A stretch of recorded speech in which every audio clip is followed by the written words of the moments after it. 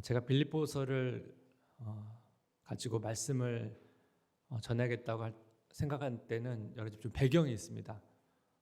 제가 수지 예번교회를 생각하면서 떠오른 교회가 빌립보 교회였고, 또 빌립보 교회를 생각하면 또 수지 예번교회가 생각나고, 그래서 빌립보서를 가지고 좀 말씀을 좀 나누면 좋겠다는 생각을 했었습니다.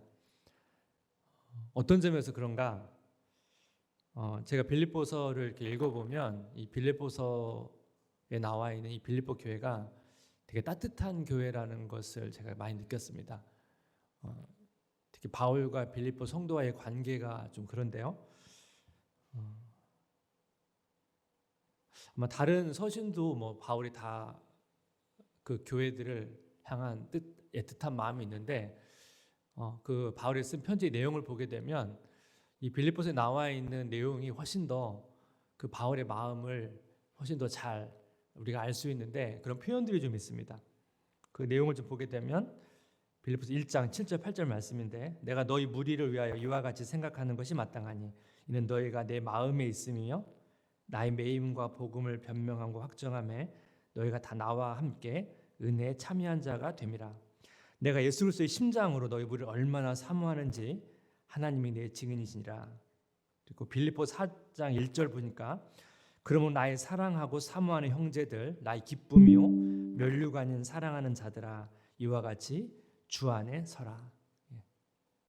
여기 나와 있는 이렇게 내용들을 보게 되면 바울이 이 빌립보 성도들 향해서 얼마나 애틋한 마음을 가지고 있고 얼마나 보고 싶고 그리워하는지를 우리가 알 수가 있습니다.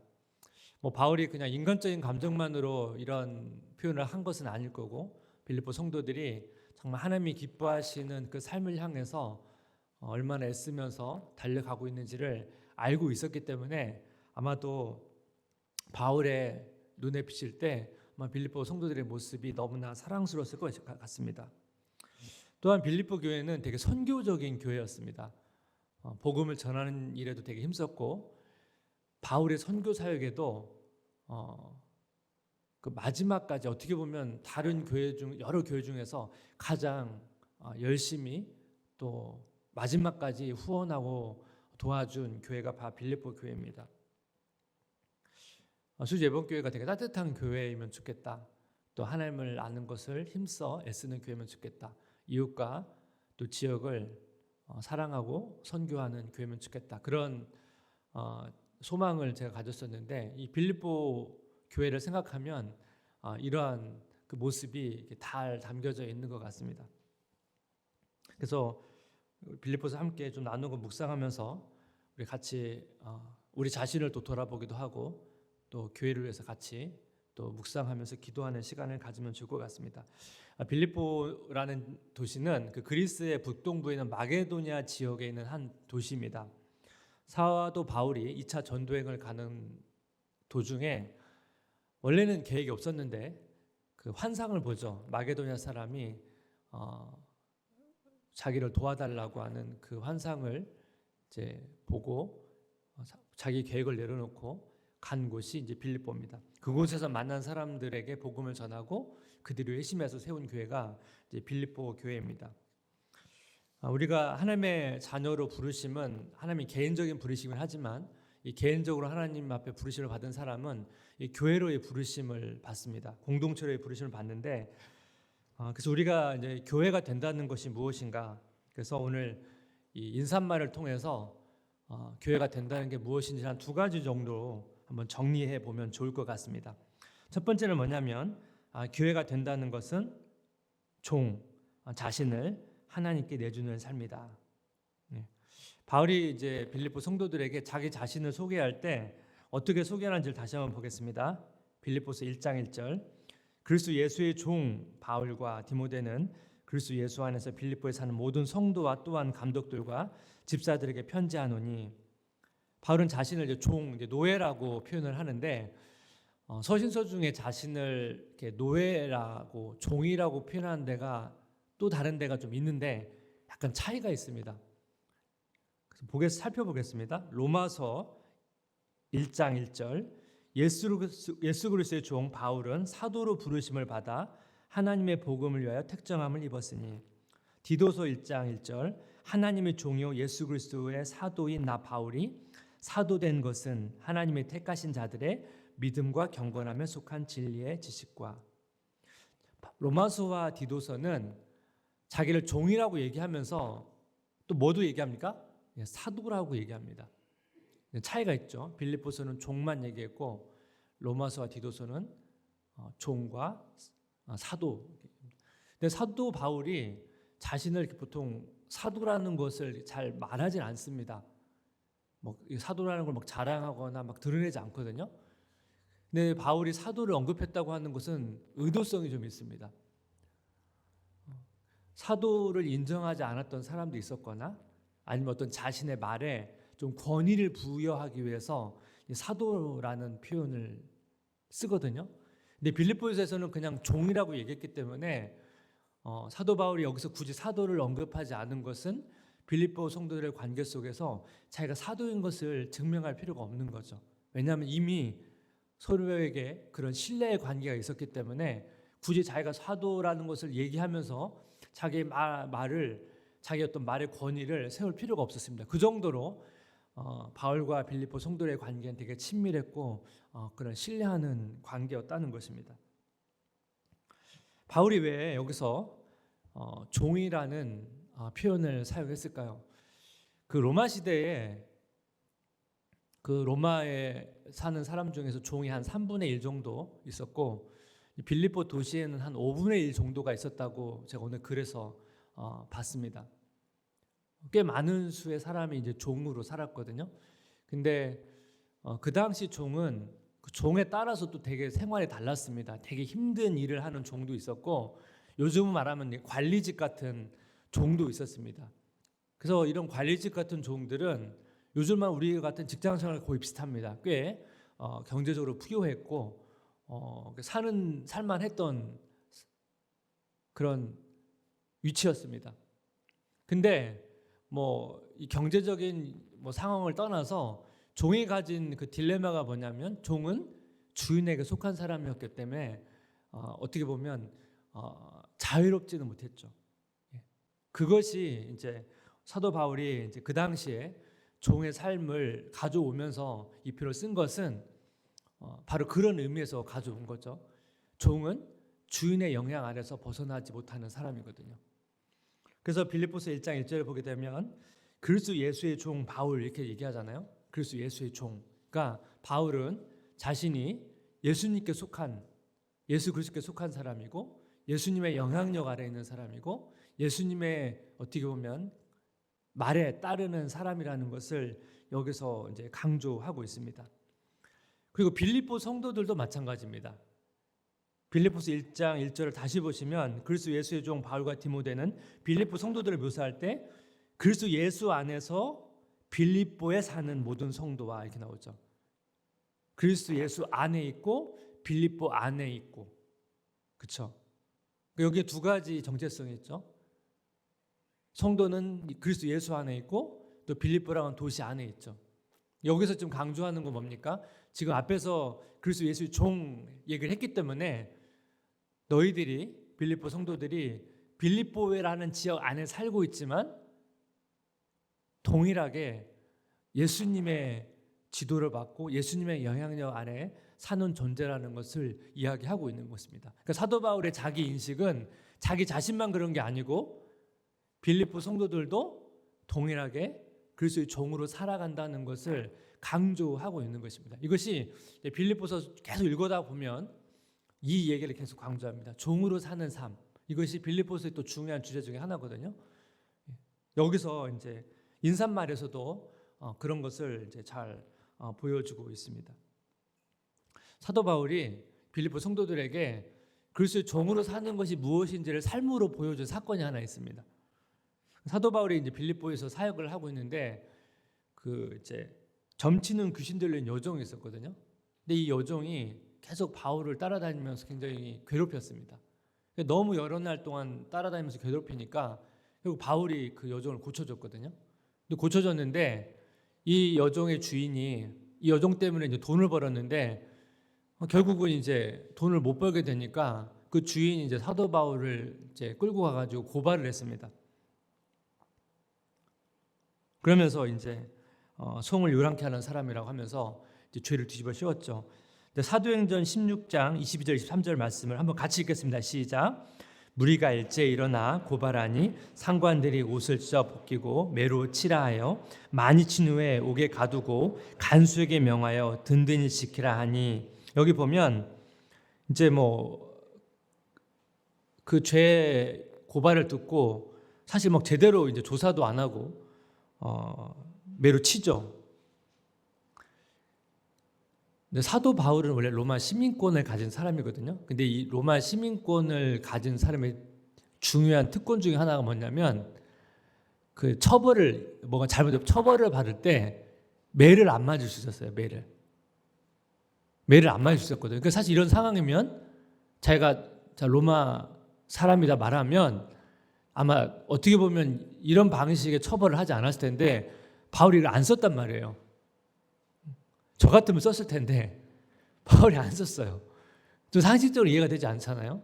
지금 바울이 억울하게 약간 누명을 씌웠고, 그러니까 사실 우리가 이걸 말하면 자기는 이거 안 맞아도 되는데 바울이 왜 자기의 로마 시민권을 밝히지 않았어요? 나중에 밝히거든요. 나중에. 여기에는 중요한 의미가 있죠. 사도 바울이 빌립보라는 그 도시를 그냥 간 게 아니거든요. 자기 계획을 내려놓고 갔잖아요. 사실은 자기 계획 속에 없던 곳이거든요. 근데 지금 갑자기 복음을 전했는데 지금 갑자기 감옥에 가게 됐잖아요. 바울은 아마도 마음속으로 감옥에 하나님께서 보내시는 이유가 있겠지라고 생각했던 것 같습니다. 여기는 뭔가 하나님의 또한 내가 모르는 계획이 있겠지, 그런 생각을 하면서 어떻게 보면 자기의 권리를 내세우지 않고 하나님의 뜻을 따른 것입니다.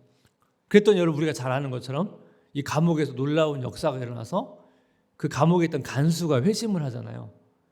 아마도 이 간수도 나중에 빌립보 교회 성도가 됐을 텐데 결과적으로 어떻게 됩니까? 바울이 감옥에 가지 않았더라면, 그렇죠? 감옥에 가지 않거나 시민권을 바뀌었더라면 그 간수는 복음을 들을 수 있는 기회를 놓쳤을 텐데 결국은 자기의 뜻을 내려놓고 하나님의 뜻을 따르니까 어떻게 보면 그 안에서 놀라운 하나님의 역사를 경험할 뿐만 아니고 또 믿는 사람들을 얻게 되었는 것이죠. 여러분, 성도님의 삶은 좀 어떻습니까? 성도님의 어떤 그동안 인생을 쭉 보면서 여러분의 삶 가운데 사실 계획되지 않은 일들이 되게 많았을 것 같습니다. 그때마다 여러분 어떠셨습니까? 하나님의 인도하심에 따라서 이렇게 맞춰가는 삶들로 이렇게 사셨습니까? 아니면 되게 고통스러운 시간들, 괴로운 시간들을 보내면서 또 하나님의 뜻을 찾고 그러면서 오셨습니까? 아마 여러 가지 다 과정들이 있을 것 같고 지금도 그런 과정들이 있을 텐데 그리스도의 종으로 산다는 것은 그것을 훈련하는 것이죠. 평생 훈련하는 것입니다. 평생 훈련하는 것이고, 가능하면 내가 하나님의 뜻을 구하고 그 뜻에 맞춰서 살아가고 그것에 맞춰 인도함을 받는 삶, 그것이 우리가 교회로 살아가는 삶이라는 것을 말하고 있습니다. 그리고 그것이 가장 복된 삶이라는 것을 성경은 말하고 있는 것입니다. 두 번째, 교회가 된다는 것의 두 번째는 뭐냐면 동역자인데 자신을 지체에게 내주는 삶입니다. 자신을 지체에게 내주는 삶.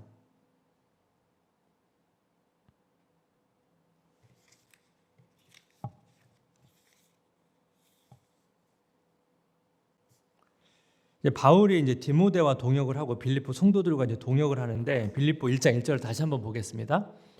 그리스도 예수의 종 바울과 디모데는, 여기 나오죠. 여기 지금 이 편지를 바울이 썼거든요. 근데 보통 여기에는 편지를 쓴 사람이 나와야 되는데 디모데를 같이 썼어요. 그러니까 사실 디모데랑 같이 쓴 건 아닙니다. 근데 왜 바울이 편지를 쓰는 사람에게 디모데를 넣었을까요? 여러 가지 의미가 있겠죠. 지금 사도 바울이 디모데와 지금 동역을 하고 있다는 것을 보여주고 있는 것이기도 하고, 또 디모데가 사도 바울이 지금 감옥에 이제 갇혀서 이 편지를 쓰고 있기 때문에 디모데에게 어떤 사역의 일부를 위임해서 디모데 그 사역들을 펼치고 있었기 때문에 어떻게 보면 위임받은 어떻게 보면 디모데 일종의 바울의 사도 사역을 위임받은 자로서의 모습을 이제 빌립보 성도들에게 보여주는 것이기도 하고, 또 하나는 뭐예요? 자기의 사역의 자리를 디모데에게 내주는 그런 모습을 우리는 이 서신서에서 볼 수가 있습니다. 바울과 또 이제 뭐 빌립보 성도와의 관계도 사실 마찬가지인 것 같습니다. 사실 바울이 이제 빌립보 교회를 세우고 나서 떠나잖아요. 떠났는데 그 아까 회심한 그 사람들이 빌립보 교회를 세웠을 거라고요.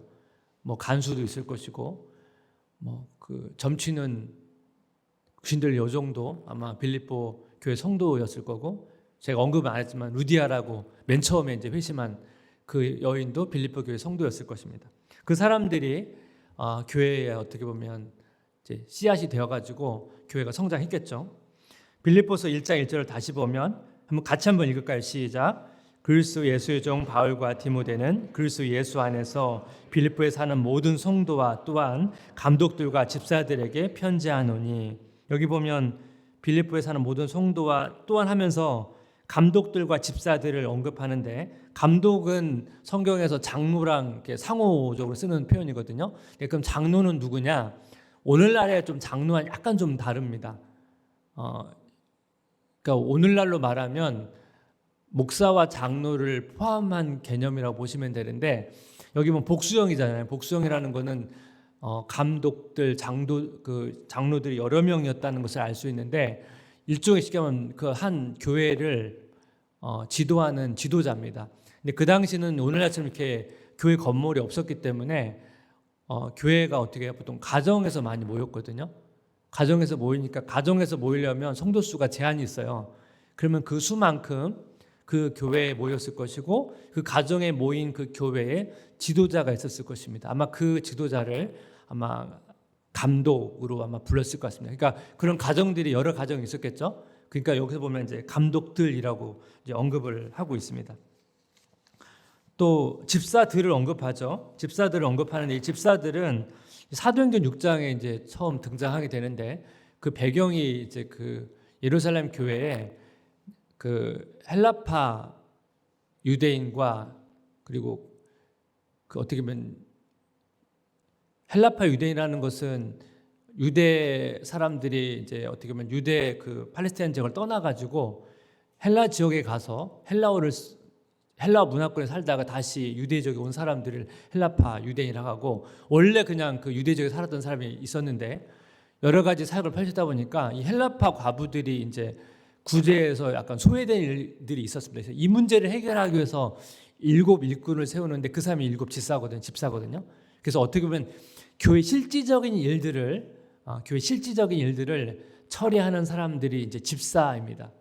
그러니까 아까 감독들은 어떻게 보면 약간 그 교회 전반적인 목양의 지도자라고 생각한다면, 교회 실제 돌아가는 사역들을 모두 감당하는 사람들이 집사였습니다.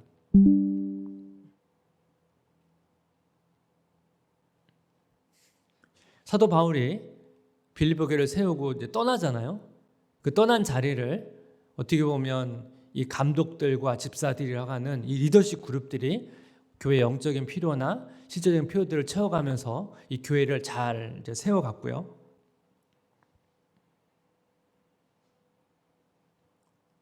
이 과정에서 이제 빌립보 교회와 바울의 관계가 이렇지 않습니까?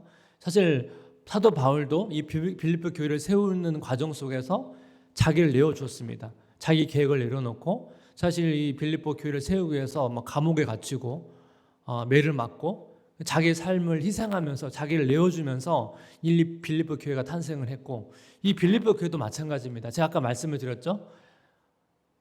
이 빌립보 교회가 바울을 향해서 마지막까지 이 바울의 선교를 후원하고 지속적으로 도와준 교회가 빌립보 교회거든요. 빌립보 교회가 그렇게 형편이 좋은 교회는 아니었던 것 같습니다. 형편이 좋지 않음에도 불구하고 바울을 끝까지 도울 수 있는 것, 이건 자기를 내어준 때만 가능한 거거든요. 그러니까 이 동역의 관계가 서로가 서로를 내어주는 그런 관계 속에서의 동역이라는 것을 알 수가 있습니다. 그 하나님이 사람을 세우는 5단계라고 하는 내용 중에 그 최현신 목사님의 글을 보니까 5단계로 설명하는데, 부르심, 사명 주심, 훈련, 사명 재인식, 사명 재생산 이렇게 설명합니다.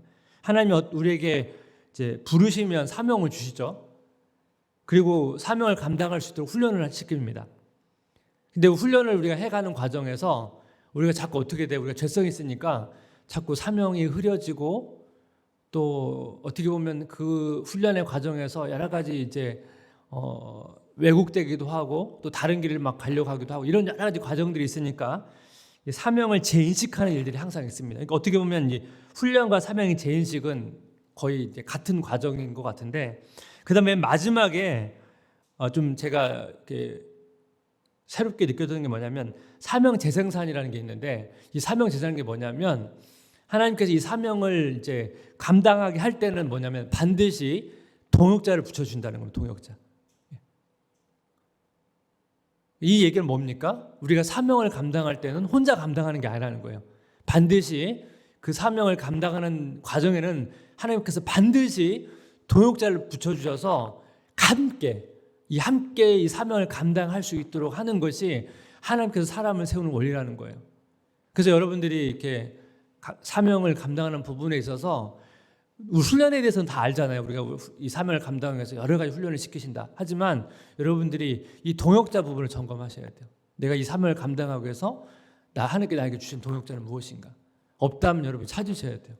사명은 혼자 감당하는 게 아니고 반드시 동역자를 붙여주십니다. 오늘 본문에서도 사도 바울이 빌립보 교회를 세우는 과정에서도 사도 바울이 필요했고, 또 사도 바울이 선교의 사역을 하는 과정에서 빌립보 교회의 도움을 받습니다. 왜냐하면 바울이 선교 사역을 할 때 기본적으로 이런 선교의 도움 없이는 사역을 하기 어려운 구조거든요. 그 당시는. 그렇기 때문에 이 선교의 후원이나 이런 것들이 있어야만 가능한 그런 부분들이 좀 있었습니다. 그러니까 서로 뭐예요? 그런 동요의 관계가 있었던 것이죠. 뭐 수주 예번교도 비슷한 것 같습니다.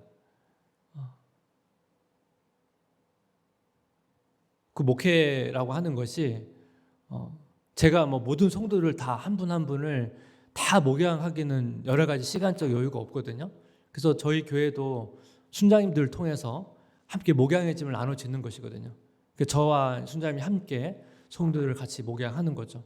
그리고 교회 또 다른 여러 가지 수많은 사역들이 펼쳐지는 과정에서 동일하게 많은 봉사 영역들 안에서 성도님들이 이 교회를 세워가는 과정에서 자기의 삶을 내어주시는 거죠. 순장님도 자기의 삶을 내어줌을 통해서 지체에게 자기의 향해서 자기의 삶을 내어주고, 교회 많은 사역들이 이렇게 자기를 내어주는 삶을 통해서 이 교회라는 것이 세워져 가는 것입니다. 그 림태주의 관계의 심리학을 보게 되면 행복 연구자들이 이제 조사한 것에 의하면 열대나 더운 지역에 사는 사람들보다 추운 지역에 사는 사람들이 더 행복하다는 것입니다. 이제 그 왜 그러냐 봤더니 그 식량 확보에 관련된 생존 문제 때문이라고 이렇게 결론을 내렸는데, 쉽게 말하면 이런 겁니다. 더운 지방에 있는 사람들은 그 뭐 이렇게 나무 보면 열매가 많이 있잖아요. 그래서 뭐 코코넛 있으면 배고프면 올라가서 따먹으면 되니까 자기가 이렇게 막 먹고 사는 문제에 있어서 다른 사람의 도움이 별로 필요가 없는 거예요. 혼자 올라가서 따먹으면 되니까. 그래서 뭐 다른 사람과 막 굉장히 깊은 관계를 맺어야 될 필요성을 많이 못 느낀다는 거예요. 근데 추운 지역에 사는 사람들은 먹을 게 별로 없잖아요. 그래서 이 먹이를 구하려면 협력해야만 되나 봐요. 그래서 이 식량을 구하기 위해서 다른 사람과의 어떤 긴밀하게 협력하는 구조를 가질 수밖에 없는데, 그렇다 보니까 이 더운 지역에 사는 사람보다 이 추운 지역에 사는 사람들이 더 행복하다는 결과를 냈습니다. 그러니까 서로 협력할 때 더 행복하다는 것이 그 책에서 말하고 싶은 주제인데, 근데 저는 이제 뭐 협력하여 더 행복하다는 부분에서는 동의는 되는데 그 이유가 생존의 문제인가에 대해서는 조금 동의하지는 않습니다. 우리가 생존을 위해서 뭐 협력해야 될 필요도 있죠. 하지만 성경은 그렇게 말하지는 않는 것 같습니다. 저는 이 협력의 부분에서 가장 모델이 삼위 하나님이거든요. 삼위 하나님. 근데 그 삼위 하나님의 관계를 잘 생각해 보면 예수님과 성부 하나님과의 관계를 생각해 보십시오. 예수님은 성부 하나님의 뜻에 자기 삶을 내어놨습니다. 그래서 결국은 인간을 위해서 자기 삶을 십자가에 내어주셨잖아요. 그 성부 하나님의 뜻에 복종한 거거든요. 근데 예수님께서 십자가에 죽으시고 부활을 하신 다음에 성부 하나님께서 뭐예요? 예수님께 온 세상을 통치하시는 그 권세를 예수님께 내어주셨거든요.